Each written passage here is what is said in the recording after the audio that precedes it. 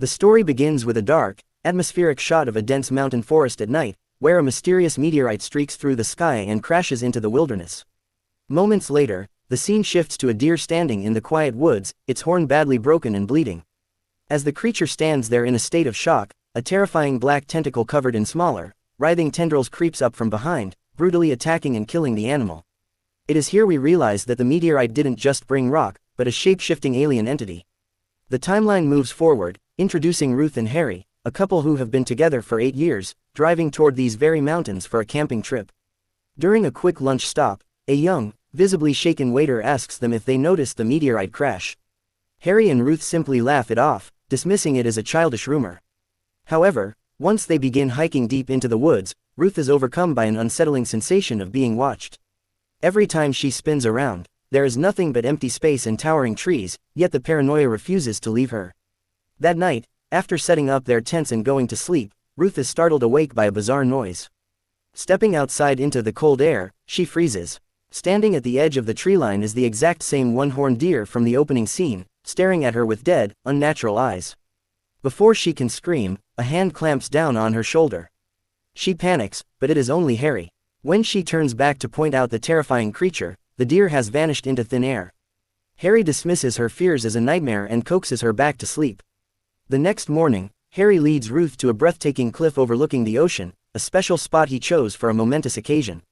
He drops to one knee and proposes, but instead of joy, the moment triggers a severe, paralyzing panic attack in Ruth.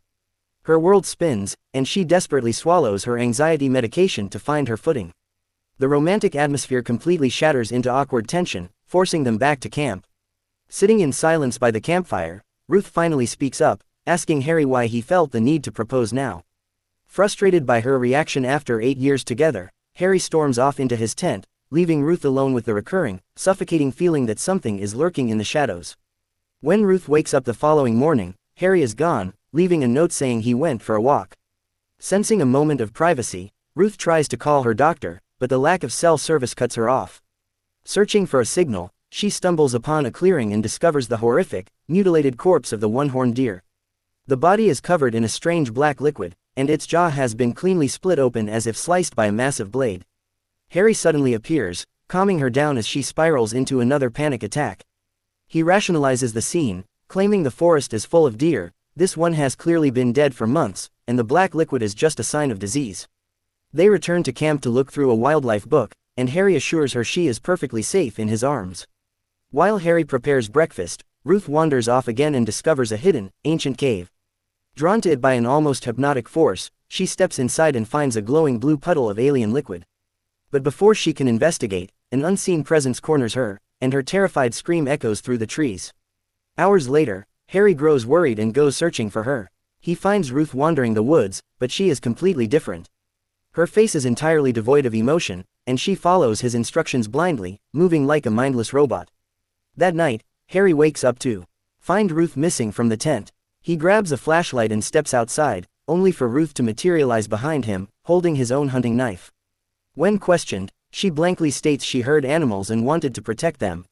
The next morning, Ruth breaks her eerie silence, apologizing to Harry and asking him to take her back to the cliff to accept his proposal. Overjoyed, Harry agrees, but the moment he slides the ring onto her finger, Ruth executes a chilling plan. She violently shoves Harry off the cliff. He plummets onto the sharp rocks below, his body breaking in a way no human could survive. Ruth flees through the forest in a desperate sprint until she trips near another camping couple. She begs for help, claiming she can't remember what happened. They decide to take her to safety the next morning since there is no signal to call the police.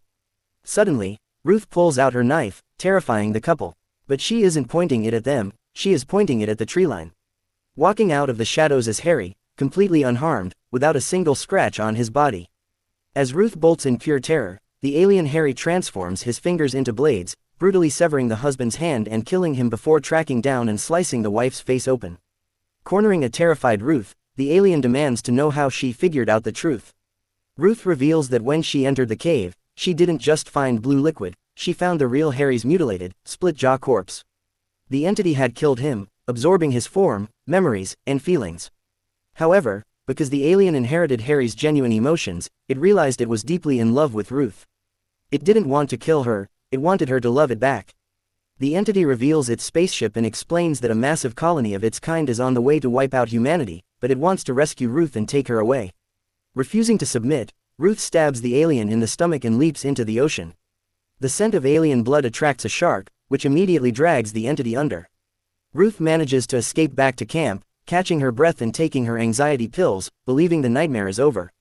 But the alien survives, rips the shark apart, and regenerates its body. Realizing it can never truly possess Ruth as Harry, it decides to consume her instead. It traps her in an alien cocoon, mimicking her form and absorbing her mind, memories, and DNA.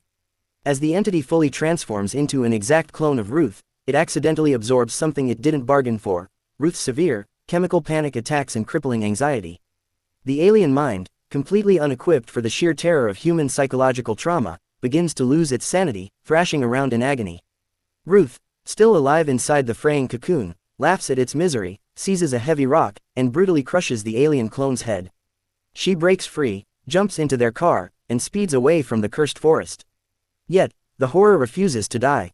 As she drives, the car radio suddenly crackles to life, and the voice of the alien clone, having regenerated once again, begins taunting her through the speakers. In a chilling post-credits sequence, the camera pans up to the night sky as dozens of alien meteorites begin rain down upon the mountain forest. The invasion has officially begun, leaving Ruth trapped in a world that is no longer hers to survive.